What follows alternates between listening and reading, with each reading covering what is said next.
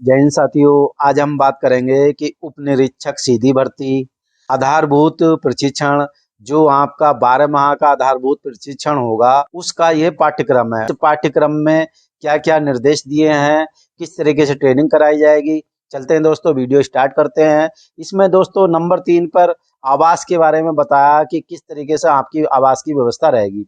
Number 3 पर लिखा है आवास। सभी प्रशिक्षुओं को संस्था के प्रमुख द्वारा निर्दिष्ट आवासों में ही रहना होगा। किसी प्रशिक्षु को निर्धारित छात्रावास के अतिरिक्त किसी अन्य स्थान पर निवास की अनुमति नहीं दी जाएगी।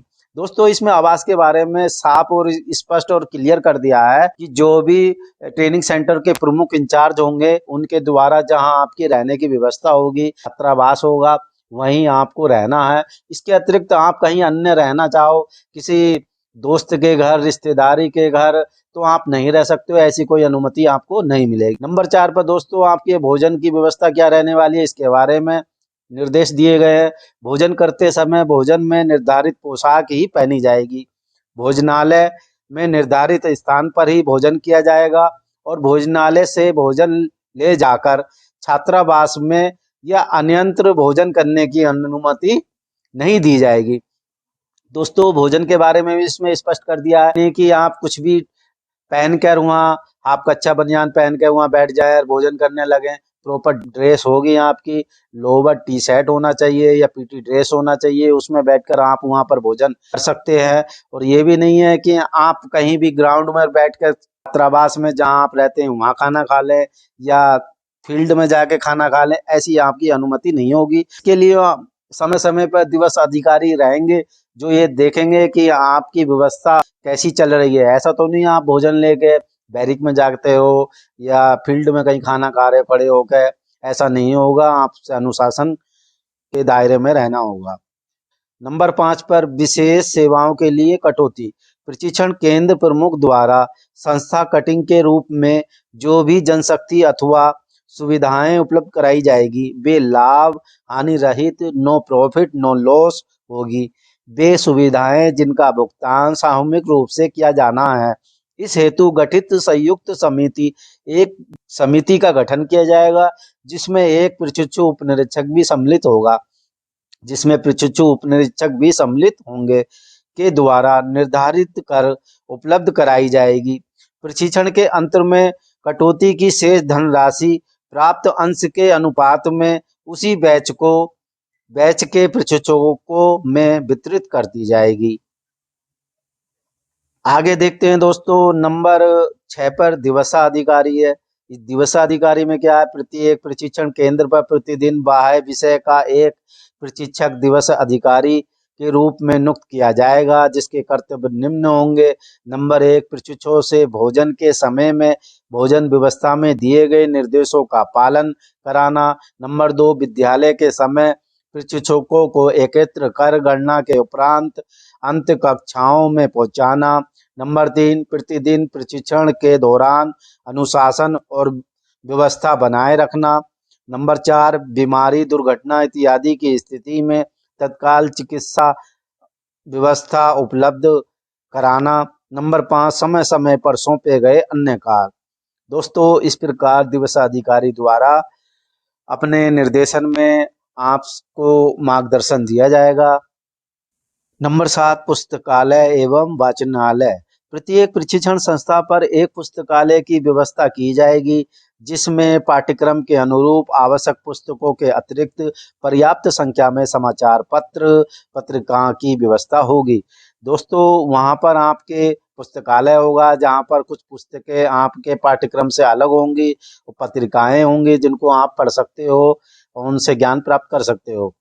Number 8, model police station. ये बहुत ही इम्पोर्टेंट है आपके लिए। एक मॉडल पुलिस स्टेशन बनाया जाएगा जिसके माध्यम से आपको प्रशिक्षण दिया जाएगा। प्रत्येक प्रशिक्षण केंद्र पर एक मॉडल पुलिस स्टेशन बनाया जाएगा जिसमें पुलिस थाने में प्रयोग में आने वाले सभी रजिस्टर, फार्म, अन्य विवरण, अभिलेख, उपकरण रखे जाएंगे। जहां पर मॉडल थाने का भवन अभी नहीं बना है, वहां किसी भवन में स्थायी रूप से मॉडल थाना बनवा कर प्रशिक्षण कराया जाए। ये ट्रेनिंग सेंटर के निर्देश दिए हैं कि जहां पर मॉडल थाना नहीं है वहां पर मॉडल थाना बना लिया जाए।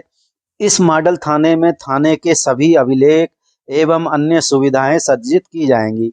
दोस्तों, जैसे जिलों में थाने होते हैं हूबहू एक मॉडल थाना तैयार किया जाएगा। उस मॉडल थाने में सभी रजिस्टर, सेवा अभिलेख, फार्म जो भी होते हैं उनको आपको दिखाए जाएंगे और आपको प्रशिक्षण दिया जाएगा। कौन से रजिस्टर में कौन सी एंट्री होती है, कौन सा रजिस्टर किस चीज के लिए काम आता है, कौन सा फार्म कब काम आता है, इन सब मॉडल थाने के माध्यम से सारे थाने के बारे में आपको रूपरेखा के बारे में अवगत कराया जाएगा। नंबर 9, मनोरंजन। प्रशिक्षुओं के मनोरंजन के लिए मनोरंजन गृह में टेलीविजन, एलईडी एवं इंडोर गेम्स जैसे कैरम बोर्ड, चेस इत्यादि की व्यवस्था होगी। मनोरंजन हेतु कोई अंशदान प्रशिक्षुओं से नहीं लिया जाएगा। सूचना पट। प्रत्येक छात्रावास में तथा प्रशिक्षण केंद्र में उपयुक्त स्थान पर एक सूचना पट की व्यवस्था की जाएगी जिसमें प्रशिक्षुओं से संबंधित सूचना तथा समय समय पर आवश्यक आदेश निर्देशों का चस्पा किया जाएगा। जहां भी आपकी बैरिक होगी वहां पर एक सूचना पट का स्थान होगा। जो निर्देश आपके ट्रेनिंग संबंधी आएंगे वहां पर चस्पा होंगे, या कोई नियम है, कोई आज जैसे कोई विशेष दिन है तो उसके बारे में सूचना पट पर लिख दिया जाएगा ताकि सभी प्रशिक्षुओं को सूचना निर्देशों का पालन होता रहे, अवगत होते रहे और उन्हें जानकारी मिलती रहे। नंबर 11, सुझाव शिकायत पेटी का। प्रत्येक प्रशिक्षण केंद्र में छात्रावास के निकट एक सुझाव और शिकायत पेटी का रखी जाएगी। इसकी चाबी एक राजपत्रित अधिकारी के पास रहेगी। वे इसे प्रतिदिन खोलेंगे तथा प्राप्त सुझाव और शिकायत पर समय के स्तर से वांछित कार्रवाई करेंगे।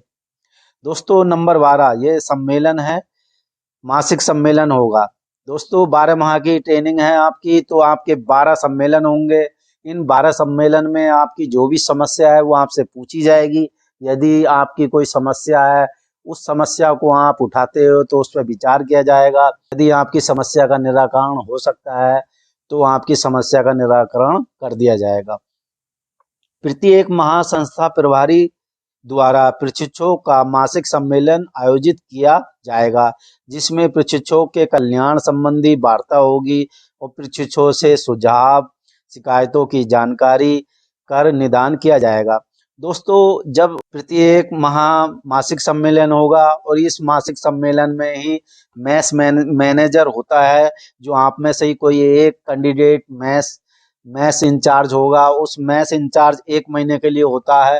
प्रत्येक माह मैस मैनेजर चेंज हो जाता है और यह वोटिंग के आधार पर होता है। जब सम्मेलन होगा तो आपकी जो टोली होगी उस टोली में सभी कैंडिडेटों से पूछा जाएगा कि इस माह में किसको मैस मैनेजर बनाया जाए। तो कुछ लोग होंगे जिसको जानते होंगे कि ये काम अच्छा कर सकता है, इसको बनाया जाए, तो उसी का नाम ले लिया जाता है, फिर उसको मैस मैनेजर बना दिया जाता है।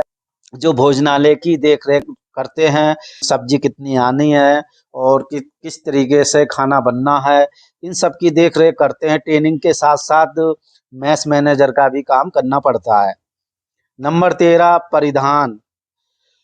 प्रत्येक प्रशिक्षु को मौसम के अनुसार प्रशिक्षण के दौरान निर्धारित वर्दी पहननी होगी और ड्रिल प्रशिक्षण हेतु सूती खाकी वर्दी धारण करेंगे। खेलकूद। नंबर 14 में खेलकूद। प्रत्येक प्रशिक्षण को प्रशिक्षण अवधि में समय समय पर निर्धारित खेलकूद में भाग लेना अनिवार्य होगा।